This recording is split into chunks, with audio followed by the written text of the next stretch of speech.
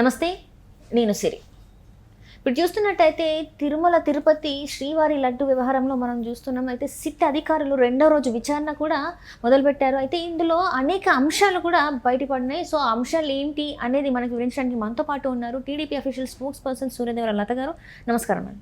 నమస్తే. మనం ఇప్పుడు చూస్తుంటే శ్రీవారి లడ్డు వ్యవహారం అంటే కల్తీ నెయ్యితోని శ్రీవారి లడ్డు తయారీ విధానంలో ఏవైతే జరిగాయో తప్పిదాలు, దాని మీద అయితే సిట్టి విచారణ రెండో రోజు కూడా జరిగింది. సో ఇందులో అనేక అంశాలు, కీలక అంశాలు బయటపడ్డాయి అని చెప్పేసి మనకు వార్తలు వస్తున్నాయి. అవి ఏమై ఉంటాయి అంటారు? సిట్ అధికారులు తిరుపతిలో మళ్ళా అక్కడ ఉన్న పరిసరాల్లో అక్కడంతా ఏమేం జరిగింది అనేది కూడా ఒకటి ఎంక్వైరీ చేయడానికైతే నిన్న దానికి సంబంధించినవి కూడా మాట్లాడటం జరిగింది. ఏంటంటే అక్కడ వచ్చి ఏఆర్ దగ్గర నుంచి, ఏఆర్ కంపెనీస్ దగ్గర నుంచి తీసుకున్నట్టే తెలుస్తుంది. సో అక్కడ వాళ్ళు ఎన్ని సంవత్సరాలు అగ్రిమెంట్ చేసుకున్నారు, ఎప్పటి వరకు అది వాళ్ళకి డీలింగ్స్ ఉన్నాయి, ఎంత ఇది అనేది మొత్తం దానికి అంటే వాళ్ళ కమిషన్స్ ఎవరు కక్కుర్తి పడి దీన్ని ఇదంతా చేశారనే కానివ్వండి. తమిళనాడుకు సంబంధించి, తమిళనాడు దిండుగల్లో ఉంటుంది అది.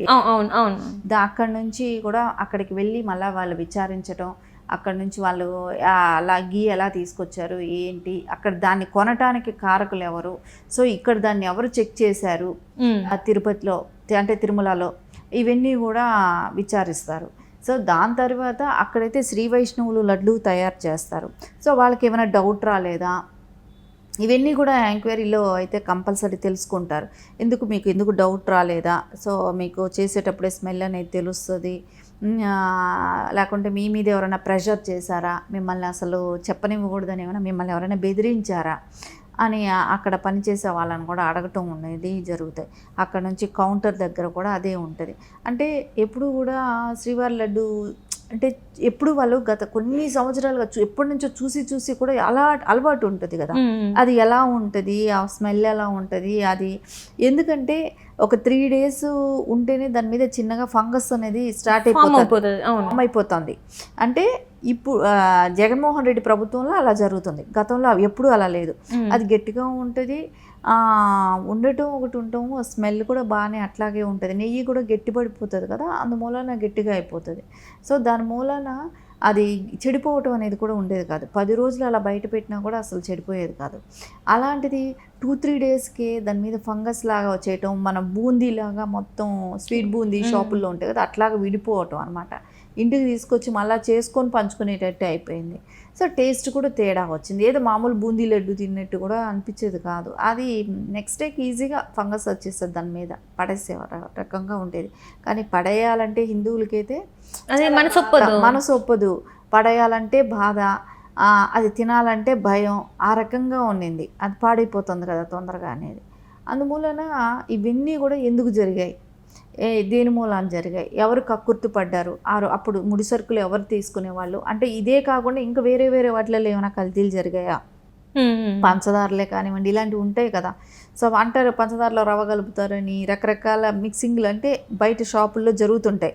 ఇలాంటివి కూడా అక్కడ ఏమైనా ఇంకా వేరేటివి కూడా జరిగి ఉంటాయా అంటే ఎందుకంటే ఇవన్నీ పర్టికులర్గా ఎవరికి తెలుస్తాయి, చేసే వాళ్ళకి తెలుస్తాయి. అక్కడ ఎవరైతే లడ్డు తయారీ చేస్తుంటారో వాళ్ళకైతే పక్కా అవగాహన ఉంటుంది కదా.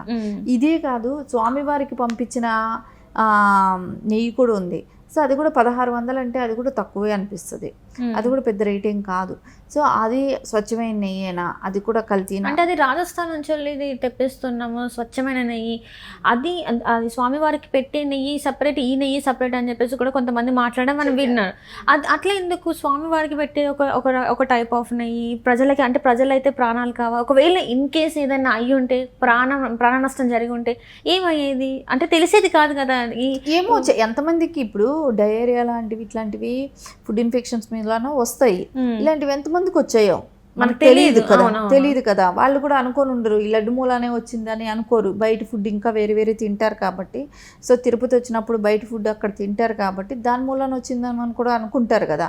సో ఇలా ఎంతమందికి హెల్త్ ప్రాబ్లం వచ్చిందో, ఇన్ఫెక్షన్ అయిందో కూడా మనకు తెలియదు. సో అంటే దేవుడికి వాడే దానిలో నెయ్యి ఏంటంటే దేశీయ ఆవులు ఉంటాయి కదా, వాటితో సంబంధించిన నెయ్యి వాడతారు. సో అది చాలా కాస్ట్లీ ఉంటుంది. ఎందుకంటే అది దేశీ గీ వచ్చి కొంచెమే, ఆ పాలులో కొంచెం చాలా తక్కువే ఉంటుంది నెయ్యి శాతం కూడా. సో అది చాలా కాస్ట్లీ ఉంటుంది. సో దేవుడి వరకు అది వాడారు. కానీ దీనిలో అంటే జెర్సీ లాంటివి ఆవులు ఇలాంటివన్నీ ఉంటాయి కదా, అది పచ్చిపాల నుంచి తీసే ఇది. కాకపోతే మరీ ఇంత 200-300 రూపాయలకు వచ్చే నెయ్యి అయితే ఎక్కడా ఉండవు.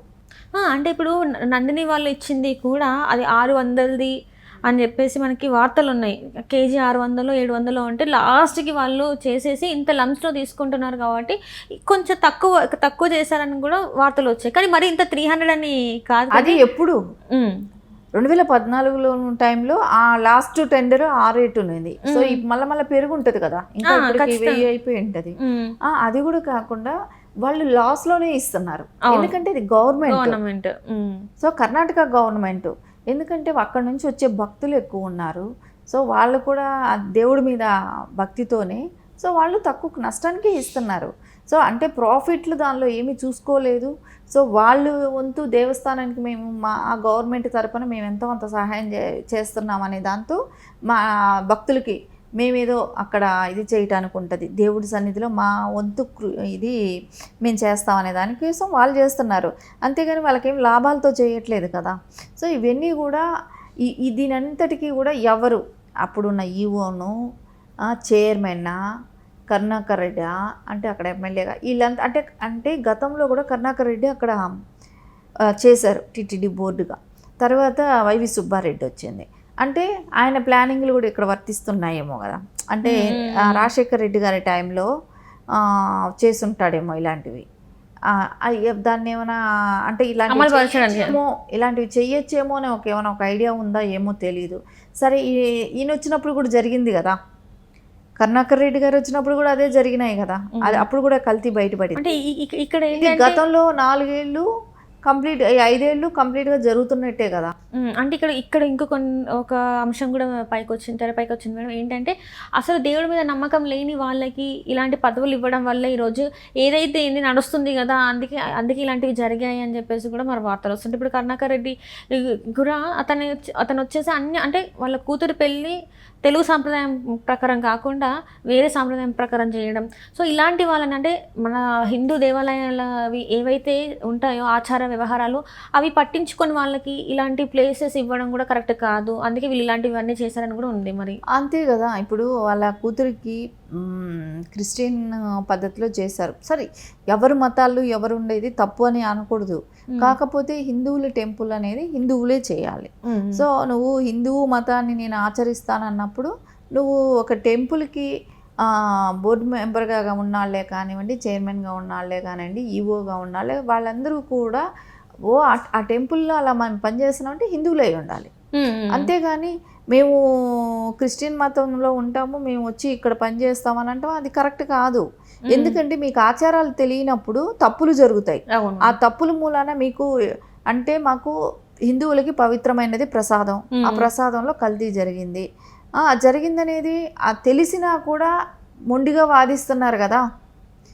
అసలు ప్రజలు ఎవరైనా అందరూ అనుకునేది ఇంత తక్కువకి నెయ్యి ఎక్కడ వస్తుంది అనుకుంటున్నారు. అంటే అసలు ఇది తెరపైకి వచ్చిన తర్వాత ఎంతో మంది హిందువుల మనోభావాలు దెబ్బతిన్నాయి. ఎందుకంటే మేడం చాలా వరకు అంటే జంతు కలబరాల నెయ్యితోని లడ్డు తయారీ అనేది అసలు చాలా అసలు అది ఇమాజినేషన్ కూడా అందని విషయం. ఎందుకంటే చాలా పవిత్రమైంది అసలు లడ్డు ప్రసాదం అంటే. దాన్ని ఇలా చేశారంటే ఇంకా ఎన్నిట్లలో ఇలాంటివి జరిగాయో ఇంకా మరి ముందు తేలే అవకాశం ఉందా ఏంటనేది కూడా మనకు తెలియని పరిస్థితి. ఖచ్చితంగా ఈ ఇన్వెస్టిగేషన్లో దేనిలో జరిగాయి ఎందుకంటే అన్నదానంలో కూడా ఏదైతే స్వామివారిని దర్శించుకున్న తర్వాత అన్నప్రసాదాల కోసం ఏదైతే వెళ్తారో వెంగమాంబ ట్రస్ట్ అక్కడ ఉంటుంది, అక్కడికి వెళ్ళి భోజనాలు చేస్తారు. అలాంటి చోట కూడా కల్తీలు జరిగాయి. అక్కడ కూడా నాసిరకమైన బియ్యం పెట్టడం, పప్పు కూరలు కానివ్వండి, అన్ని పదార్థాలు కానివ్వండి నాసిరకం పెట్టడం, చాలామంది తినకుండా లెగిసి రావటం. ఎందుకంటే అక్కడ చాలా టేస్టీగా ప్రసాదాలు భోజనం ఉండేది ఇదివరకు గతంలో. ఎందుకంటే జగన్మోహన్ రెడ్డి వచ్చిన తర్వాత నుంచి అవన్నీ నాసిరకం చేసేసారు. సో ఎవరు తినటానికి కూడా ఇష్టపడలేదు. అలాంటప్పుడు మనకు అనిపిస్తుంది కదా అక్కడ కూడా కల్తీ జరిగింది. సో ఇవన్నీ ఇప్పుడు లడ్డు దగ్గర నుంచి ఎక్కడి వరకు అయితే కల్తీ జరిగినదని అయితే మొత్తం నిగ్గు తేల్చాల్సిన అవసరం అయితే ఉంది.